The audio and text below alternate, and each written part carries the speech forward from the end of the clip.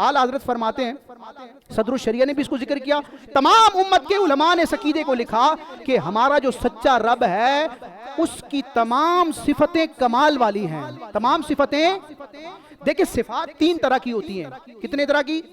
कुछ सिफात होती हैं कमाल वाली, कुछ सिफात होती हैं ऐब वाली, नक्स वाली, जिनमें कुछ कमी हो, कजी हो, और कुछ सिफात वो होती हैं जिसमें न कमाल होता है न ऐब होता है, पर नॉर्मल होती हैं, न कमाल है न नक्स है। तो कितनी सिफात होती हैं?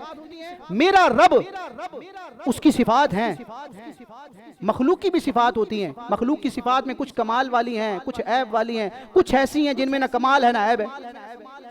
लेकिन मेरे रब के बारे में मेरा अकीदा यह है, जिसको मेरे इमाम अहमद रजा खान ने बड़े सगीर में पिछली सदी और इस सदी में तौहीद के सबसे बड़े अलमबरदार ने बयान किया है कि मुसलमानों को जो सच्चा रब है उसकी हर सिफत कमाल वाली है, उसकी कोई सिफत ऐब वाली नहीं, बल्कि मुसलमानों का सच्चा खुदा वो है जो उस सिफत से भी पाक है जिसमें न कमाल हो न ऐब हो।